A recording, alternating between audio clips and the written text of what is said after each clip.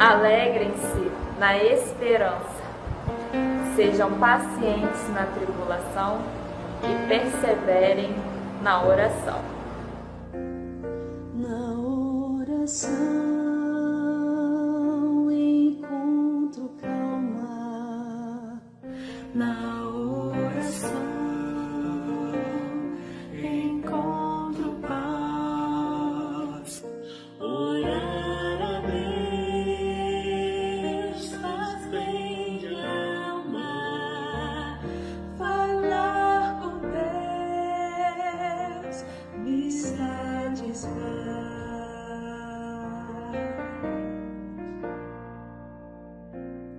Falar com Deus, que privilégio. Abrir a alma ao Criador, sentir que os céus estão abertos e ouvir a voz do Salvador.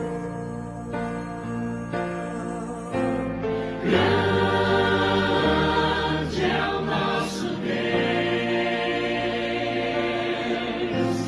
e as obras que Ele faz. O seu amor não tem limites. Em seu perdão encontro paz.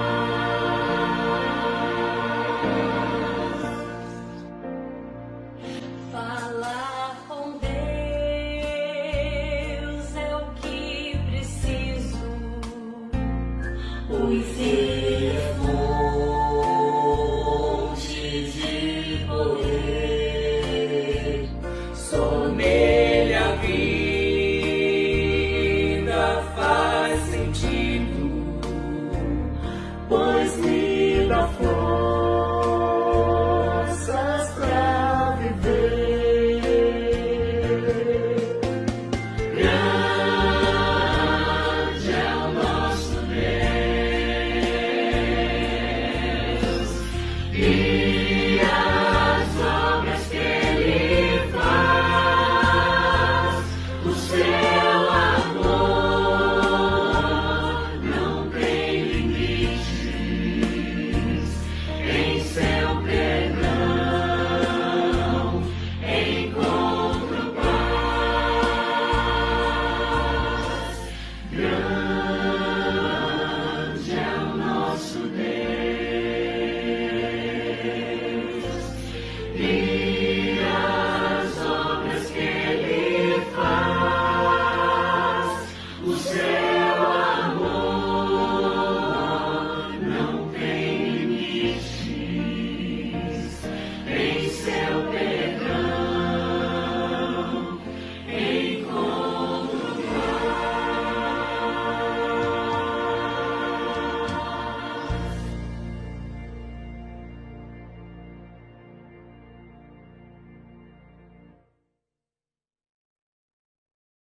Olá, como vai você? Tudo bem? Aqui é Andréia Souza e nós vamos dar continuidade aos nossos 40 dias crescendo na oração.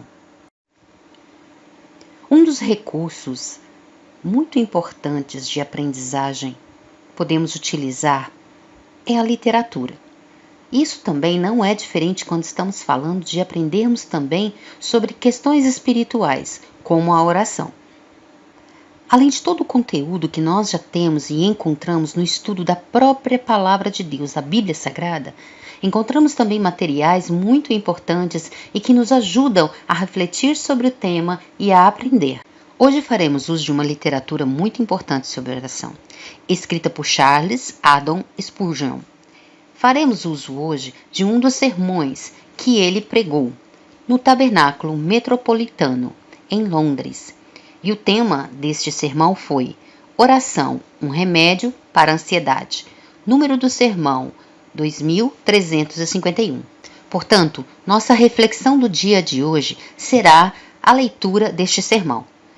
Essa leitura será um pouco mais extensa e mais longa, por isso reserve um tempo maior para poder ouvir esse áudio-vídeo. Ao final da leitura deste sermão, estarei colocando um convite e sugestão para a tarefa do dia. Vamos à leitura? Deixe próximo de você um caderno, um bloco de anotações para que você possa fazer as suas considerações à medida que você ouve esse áudio-vídeo. Você está pronto? Vamos à leitura? Oração. Um remédio para a ansiedade. Sermão pregado na noite de quinta, 12 de janeiro de 1888, por Charles Haddon Spurgeon, no Tabernáculo Metropolitano, em Londres, e também lido no domingo, dia 11 de março de 1894. Não andeis ansiosos por coisa alguma, em tudo, porém, sejam conhecidas diante de Deus as vossas petições, pela oração e pela súplica, com ações de graças. E a paz de Deus, que excede todo o entendimento, guardará o vosso coração e a vossa mente em Cristo Jesus. Filipenses 4, 6 e 7. Nós temos a faculdade da previsão. Porém, como todas as faculdades, ela foi pervertida e com frequência tem sido objeto de abuso.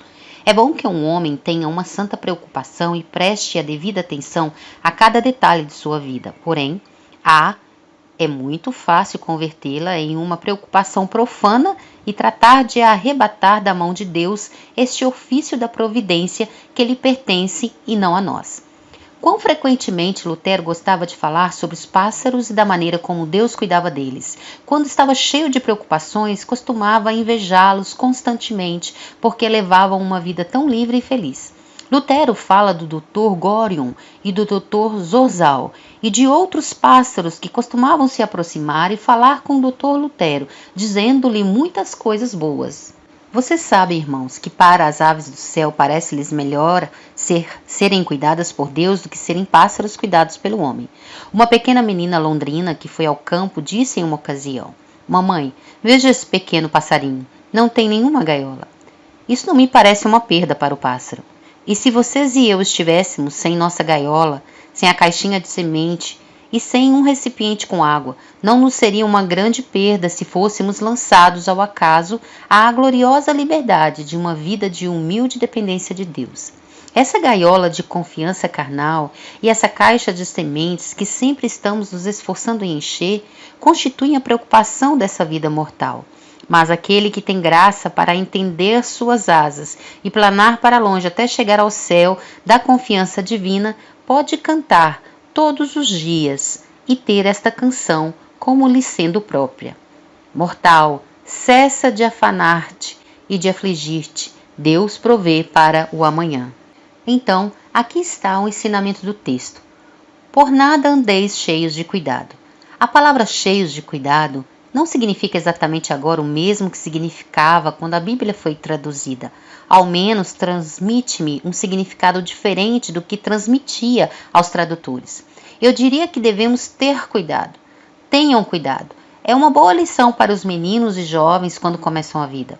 Porém, no sentido em que a palavra cuidado era entendida no tempo dos tradutores, significava que não devemos ter preocupação.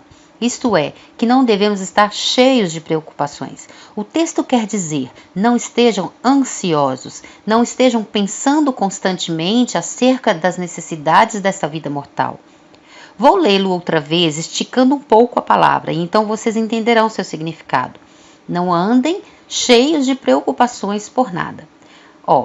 Que Deus nos ensine a evitar o mal que é proibido aqui, e a viver com essa santa despreocupação que é a mesmíssima beleza da vida cristã, quando toda nossa ansiedade é lançada sobre Ele, e assim podemos gozar e regozijar-nos em sua providencial cuidado para conosco.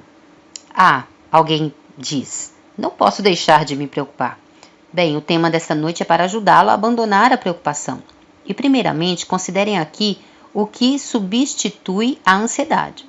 Por nada andeis ansiosos. Vocês devem orar por tudo. Este é o substituto da preocupação, oração e súplica. Em segundo lugar, notem o caráter especial desta oração, que há de converter-se no substituto da ansiedade. Sejam conhecidas diante de Deus as vossas petições, pela oração e pela súplica, com ações de graça. E logo espero que nos sobrevêm uns minutos para considerar o doce efeito dessa oração. E a paz de Deus, que excede todo o entendimento, guardará o vosso coração e a vossa mente em Cristo Jesus. Para começar então, aqui está, primeiramente, o substituto da ansiedade. Eu suponho que para muitos de nós é certo que nossas preocupações são múltiplas. Uma vez que fique preocupado, ansioso e inquieto, você nunca será capaz de contar seus anseios, ainda que possa contar os cabelos de sua cabeça. As preocupações são propensas a se multiplicarem para os que estão cheios delas. E quando você está cheio de ansiedades, que pensa que chegou ao limite, com certeza receberá outra colheita de ansiedades que tem crescido ao seu redor. A tendência a se deixar dominar por esse hábito maligno da ansiedade o leva a permitir que ela estabeleça seu domínio sobre a vida, até o ponto de não valer a pena viver a vida em razão da ansiedade que temos com ela. Os afãs são múltiplos, portanto, as suas orações devem ser múltiplas. Convertam em uma oração tudo o que seja uma preocupação. As ansiedades devem ser a matéria-prima de suas orações. E assim como os alquimistas esperavam converter a escória em ouro, assim vocês, por uma santa alquimia, de fato convertem em um tesouro espiritual o que naturalmente teria sido uma preocupação, por meio de uma oração. Batizem cada ansiedade no nome do Pai, do Filho e do Espírito Santo, e assim convertam-na em uma bênção. Você tem ansiedade em possuir? Tome cuidado para que a ansiedade não o possua. Quer ter lucro? Preocupe-se em não perder mais do que ganha com seus lucros. Suplico-lhe encarecidamente que não tenha ansiedade em ganhar mais do que você se atreve a converter em uma oração. Não deseje ter aquilo que você não se atreveu a pedir para que Deus lhe dê. Meça seus desejos de acordo com uma norma espiritual e assim você será guardado de tudo que se assemelhe à cobiça. Muitas pessoas ficam preocupadas por causa de suas perdas. Perdem o que ganharam. Bem, este é um mundo no qual existe a tendência a perder. As secas seguem as enchentes e os invernos esmagam as flores do verão. Não se surpreendam se vocês perdem como o fazem outras pessoas. Antes, orem sobre suas perdas. Vá para Deus com elas e, em vez de se inquietar, convertam-nas em uma oportunidade de esperar no Senhor e de dizer: Jeová deu e Jeová tirou. Bendito seja o nome de Jeová. Faz-me entender porque contendes comigo e livra teu servo de se queixar alguma vez de ti, sem me importar com o que tu permites que eu perca. Talvez você diga que sua ansiedade não é nem por causa de seus ganhos nem suas perdas, mas apenas por causa do seu pão diário. Ah, bem, você tem promessas para isso e você sabe. O Senhor disse: habitarás na terra e verdadeiramente serás alimentado. Ele lhe dá um doce incentivo quando diz que ele veste a erva do campo, e não o vestirá muito mais, homem de pequena fé. E o Senhor Jesus manda que você considere as aves do céu, que nem semeiam, nem armazenam em celeiros, e contudo, seu Pai Celestial as alimenta. Achegue-se ao seu Deus, então, com todos os seus anseios. Se você tem uma grande família e uma raquítica renda, e enfrenta muitos problemas para subsistir e para prover coisas honestas aos olhos de todos os homens, você tem muitas escusas para bater à porta de Deus e muitíssimas razões para ser achado com frequência no trono da graça. Eu me sinto à vontade para apelar a um amigo quando realmente tenho que resolver algo com ele. E vocês podem ser ousados para apelar a Deus quando as necessidades lhe oprimirem. Em vez de se preocupar por qualquer coisa com um inquieto afã, convertam-no de imediato em um motivo de uma renovada entrega à oração.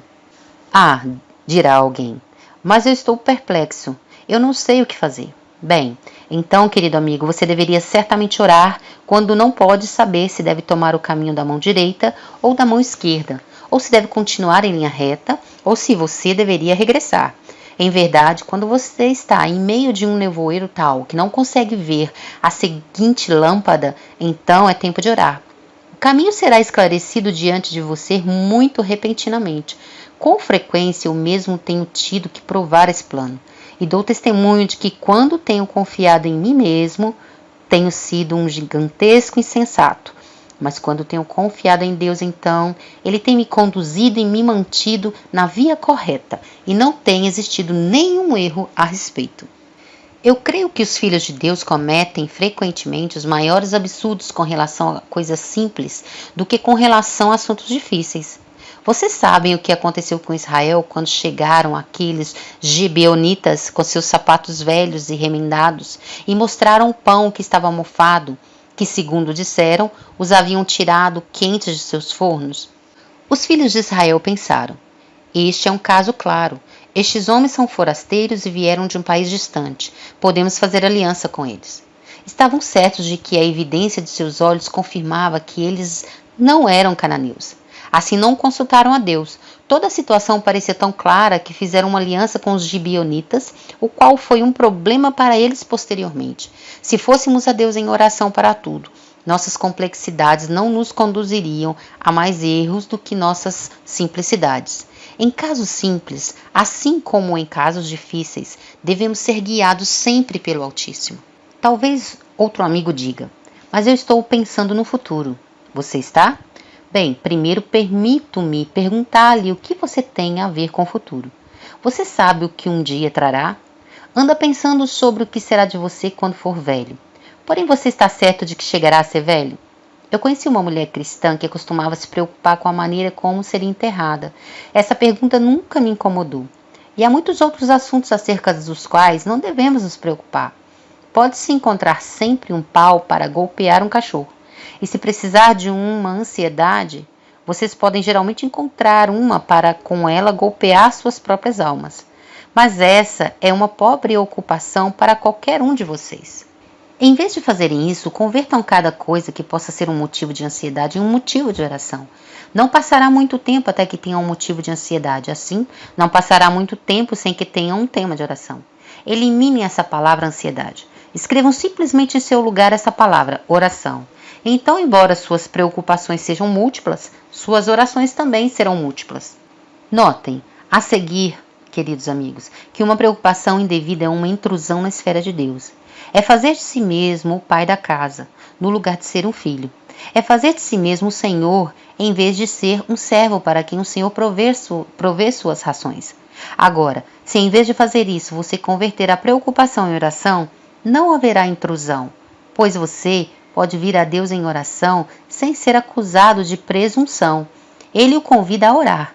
Mais ainda, aqui, por meio de seu servo, ordena-lhe que sejam conhecidas vossas petições diante de Deus em toda oração e súplica, com ação de graças. Além disso, as preocupações não nos servem de nada e nos causam grande dano. Se você fosse se preocupar tanto quanto desejasse, não poderia crescer uma polegada a mais, nem fazer crescer outro cabelo em sua cabeça, nem mudar a cor de um cabelo para branco ou para preto. Isso nos disse o Salvador. E ele pergunta: se a preocupação falha em coisas tão pequenas, o que ela poderia fazer nos mais elevados assuntos da providência? Não pode fazer nada. Um agricultor visitou seus campos e disse: não sei o que acontecerá conosco. Se esta chuva continuar, o trigo será destruído. Não teremos nenhuma colheita, a menos que tenhamos um bom clima. Caminhava para cima e para baixo, apertando suas mãos, se preocupando e incomodando a todos os membros da família, mas não produziu nem um só raio de sol, apesar de toda a sua preocupação.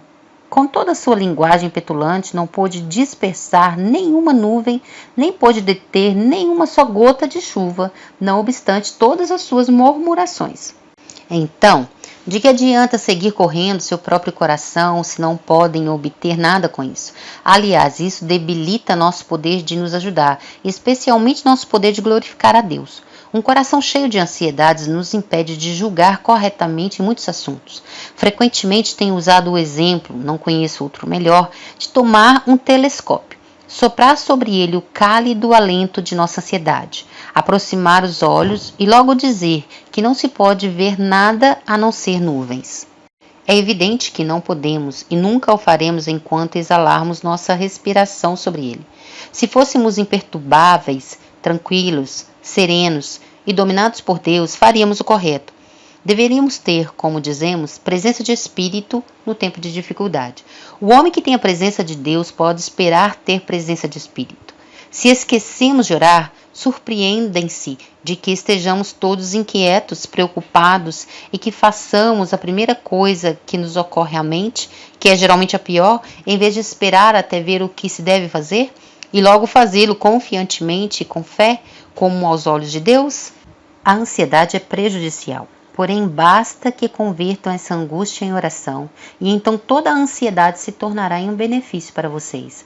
A oração é um material maravilhoso para construir a estrutura espiritual, pois nós mesmos somos edificados pela oração, crescemos em graça pela oração, e se formos a Deus com petições em todo momento, seremos cristãos que crescem rápido. Eu disse a uma pessoa esta manhã: orem por mim, porque é um tempo de necessidade.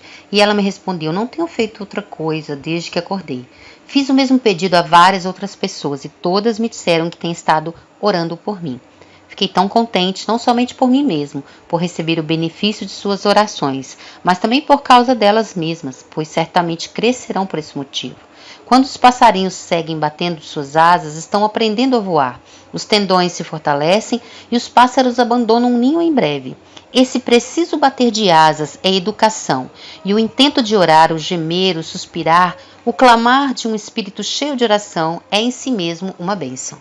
Acabem, então, com esse hábito prejudicial da ansiedade e pratiquem o hábito enriquecedor da oração. Vejam como conseguem assim um duplo ganho. Primeiro, evitando uma perda e, em segundo lugar, obtendo aquilo que realmente os beneficiará a vocês e a outros também. Logo, também, as preocupações são o efeito do esquecimento de que Cristo está próximo de nós. Notaram qual é o sentido do contexto? O Senhor está próximo. Por nada andeis ansiosos. O Senhor Jesus Cristo prometeu voltar, e Ele poderia vir esta noite. Ele pode aparecer em qualquer momento. Então Paulo escreve: o Senhor está próximo. Por nada andeis ansiosos, mas sejam conhecidas vossas petições diante de Deus, em toda oração e súplica, com ação de graças. Se apenas pudéssemos estar nesta terra como em uma mera sombra, e viver como aqueles que terminaram cedo esta pobre vida transitória, se sustentássemos todas as coisas terrenas com uma mão muito frouxa, então não estaríamos nos ansiando, preocupando-nos, nos inquietando, mas nos dedicaríamos a orar, pois assim seguraríamos o real e o substancial, e plantaríamos nosso pé sobre o invisível, que é, acima de tudo, o eterno. Queridos amigos, que o texto que lhes tenho lido repetidamente cai agora dentro de seus corações, assim como um seixo rolando cai dentro de um lago de montanha, e ao penetrar, gere círculos de consolo sobre a própria superfície de suas almas. Pois bem, que ricas reflexões podemos aprender sobre oração lendo esse trecho do Sermão de Spurgeon. O texto do sermão possui uma continuidade. Nesse áudio-vídeo, não irei continuar a leitura, porém deixarei no link nos comentários desse vídeo para que vocês possam ter acesso ao texto completo. Ao ler toda essa reflexão, podemos perceber também aqui a presença daquilo que estamos discutindo em todos os nossos encontros anteriores, sobre Deus ser um Deus sempre presente. E Ele se faz sempre presente quando nossa consciência está constantemente nele, quando estamos em atitude de oração. Portanto, agora eu convido você a fazer a tarefa do dia. Pegue o seu caderno, seu bloco de notas e faça o seu diário espiritual. Responda às 2 perguntas do diário espiritual. O que Deus está dizendo a mim e o que vou fazer com base nisso? Isso segue a nossa tarefa do dia de hoje. Eu vou ficando por aqui e eu espero encontrar vocês amanhã para darmos continuidade aos nossos 40 dias crescendo na oração. Fiquem com Deus e até lá!